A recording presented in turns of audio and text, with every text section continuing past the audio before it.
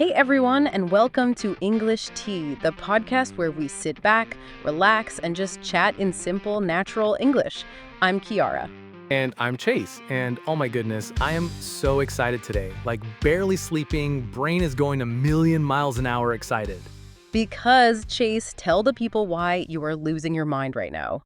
Okay, so I am going to Cancun, Mexico, my very first international trip ever. I've never even had a passport before. I got it like 2 weeks ago, and I've already taken it out of the drawer just to look at it like 5 times. He looked at his passport, everyone. He looked at his passport like it was a trophy. I love this man. It is a trophy, but okay, I'll be honest, I'm also kind of terrified. Like, I have no idea what I'm doing. What do I say at the airport? What do I do at the hotel? What if I get lost? Okay, that is exactly why today's episode is perfect timing. We are talking about 100 essential English phrases for travelers. So by the end of this episode, Chase, you will be ready. I will be ready. Let's go. All right, so let's start at the very beginning of your trip, the airport. This is where so many people get nervous, but honestly, once you know a few key phrases, it's totally fine. So, Chase, when you walk up to the check-in counter, the first thing you say is, "I'd like to check in, please." Simple, right? I'd like to check in, please. Okay, yeah, that's easy. What if I have a bag to put under the plane? That's called checking a bag or checking your luggage.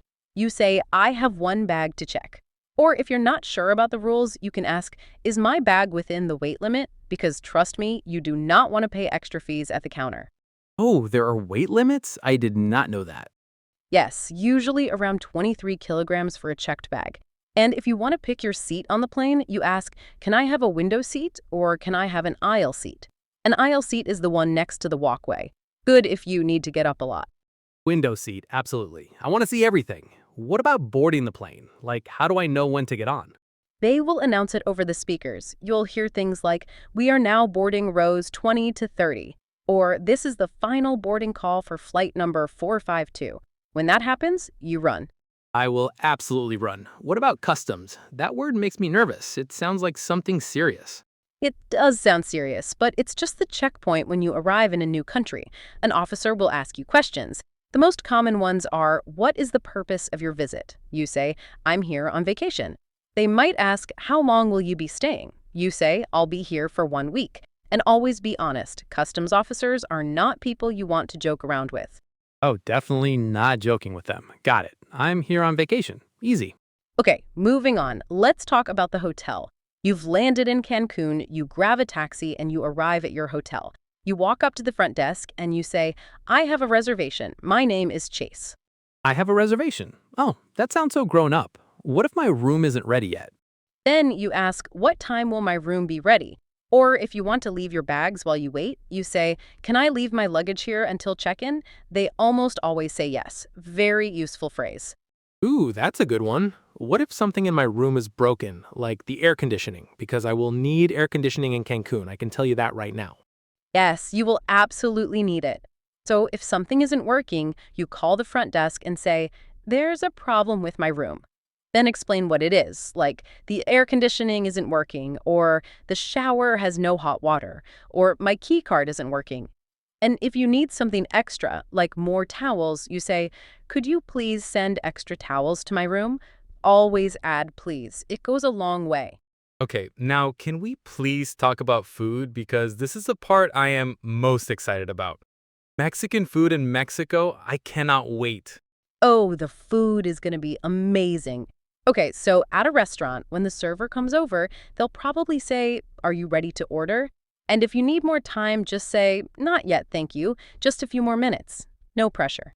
Okay, good, because I will need a few more minutes to read every single item on the menu.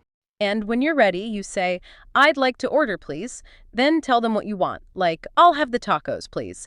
If you want to know what something is, ask, "What is this dish?" or "What does this come with?" Super useful if the menu isn't in English. Oh, what if I'm allergic to something? That feels really important.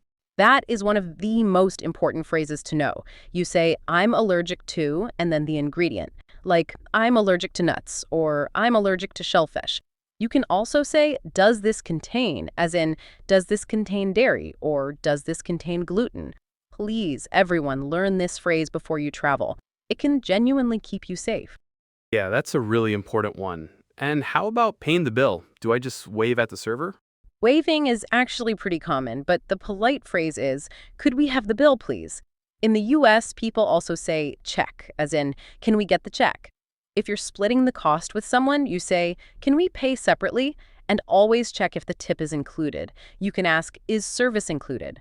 Okay, last category, emergencies. I really hope I don't need these, but I feel like I should know them. You absolutely should know them, even if you never use them. The most important one, and hopefully you never say this, is simply help. That one is universal. But also know, I need a doctor. If you're in pain or sick, you say, I don't feel well, or I need to go to the hospital. And what if something gets stolen, like my phone or my wallet? Then you go to the police and say, I need to report a theft, or my wallet has been stolen, or my phone is missing. It's also really smart to know the phrase, I've lost my passport. That one is super serious. You say it to your country's embassy. Always have the embassy phone number written down somewhere. If you don't understand someone, just say, I don't understand. Do you speak English? Or is there someone here who speaks English? Most tourist areas will have at least one person who can help. And one more important one, please call the police or please call an ambulance. Say it clearly and calmly. Yeah, I feel a lot better knowing those phrases, even if I'm hoping I absolutely never need them. Exactly. Knowing them gives you confidence even when things go wrong. And honestly, Chase, just knowing these phrases already makes you a prepared traveler. You are going to do amazing in Cancun. I really hope so. Okay, let me do a quick recap for myself and for all our listeners. At the airport, I'd like to check in, please. Is my bag within the weight limit? I'm here on vacation. At the hotel, I have a reservation. There's a problem with my room. Could you please send extra towels? Food. I'd like to order, please. I am allergic to. Could we have the bill, please? And emergencies. I need a doctor. I need to report a theft. Please call an ambulance.